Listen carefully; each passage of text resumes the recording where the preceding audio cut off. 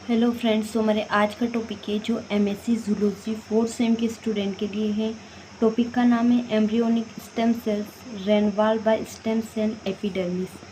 First है stem cell. Stem cell अविभाजित या आंशिक रूप से विभेदित सेल हैं जो विभिन्न प्रकार के सेल्स में डिफरेंटेड अंतर कर सकती हैं और एक ही स्टेम सेल्स की अधिक उत्पादन प्रोड्यूस के लिए निश्चित काल तक फैल सकती है। वे भ्रूण जो वयस्क दोनों जीवों में पाए जाते हैं, लेकिन उनमें से प्रत्येक में थोड़ा अलग गुण होता है।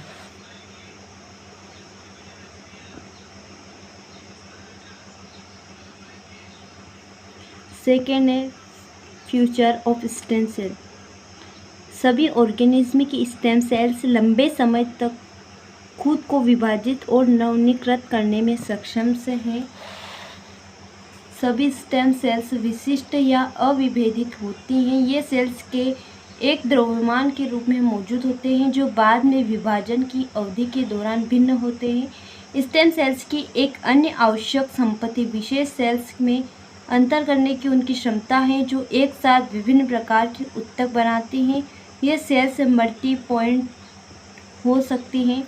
थर्ड है classification of stem cells based on source of origin, difference actions potentials, embryonic और एडल्ट और डिफरेंट एक्शन पोटेंशियल्स में टोटिपोटेंस, प्लूरिपोटेंस, मल्टीपोटेंस, यूनिपोटेंस। फर्स्ट है टोटिपोटेंस। टोटिपोटेंस सेल्स में सभी प्रकार के विकासशील जीवों का उत्पादन प्रोड्यूस करने की क्षमता होती है, जिससे भ्रूण और एक्स्ट्रा ट्राम्बोयोनिक जैसी प्लेसेंटा उत्तक दोनों शामिल है।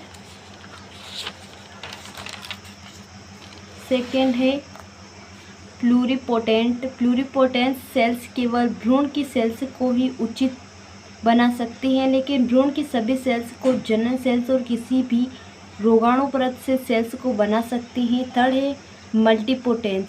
मल्टीपोटेंट सेल्स केवल दी गई रोगाणु परत के भीतर ही सेल्स बना सकती हैं। उदाहरण के लिए रक्त जैसे मेसोडर्मल उत्तक से बहुत शक्तिशाली स्टेम सेल्स ब्लड की सभी सेल्स को बना सकती हैं। अगला है यूनिपोटेंस। यूनिपोटेंस सेल्स एकल प्रकार की सेल्स का निर्माण करती है। एक उदाहरण जर्म सेल्स स्टेम सेल से है जो सेल्स को अंडा या शुक्राणु बनाने के लिए परिपक्व बनाता है, लेकिन अन्य प्रकार की सेल्स को नहीं। फोर्थ है embryonic stem sales. Embryonic stem sales pluripotent stem cells के आंतरिक सेल्स द्रव्यमान से प्राप्त होते हैं जो एक प्रारंभिक चरण प्रो इम्प्लांटेशन भ्रूण है। मानव भ्रूण फर्टिलाइजेशन के 4 से 5 दिन के बाद ब्लास्टोसिस्ट अवस्था में पहुंच जाते हैं, जिस समय उनमें 50 से 150 सेल्स होती हैं। इम्यूनोसर्जरी का यूज़ करके आंतरिक सेल द्रव्यमान को अलग करने से ब्लास्टोसिस्ट का विनाश होता है, एक प्रक्रिया जो नैतिक मुद्दों को उठाती है। इसमें यह भी शामिल है कि आरोपित पूर्ण चरण में भ्रूण के विकास के बाद के चरण में भ्रूण के संचय नैतिक विचार है या नहीं। निषेचन से पहले एग एंड स्पर्म एक बार जब दोनों मिलते हैं तो एग निषेचित हो जाता है और डेवलपमेंट होना शुरू हो जाता है।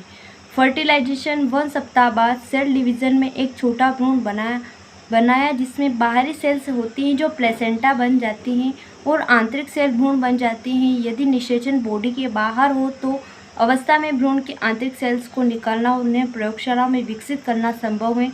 यदि वे सफलतापूर्वक विकसित हो जाते हैं तो उन्हें भ्रूण स्टेम सेल्स कहा जाता है।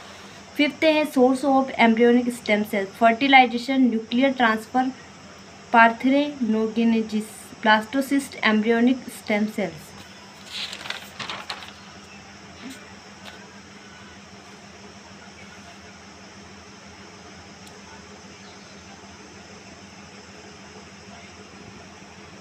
Human embryonic stem sales.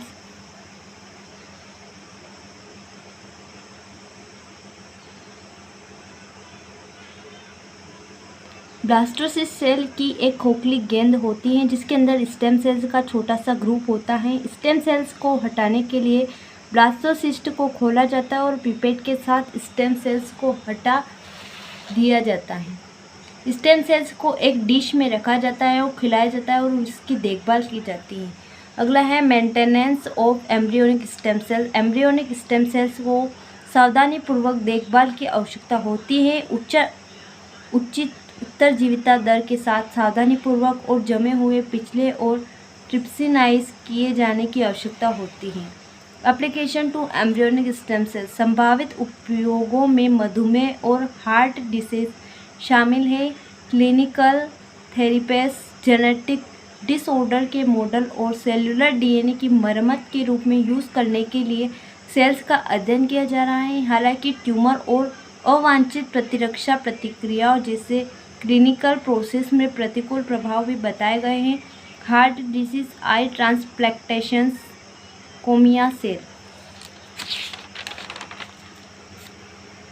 Neurological disorders, brain Alzheimer's disease, spinal cord injury, Batten's disease.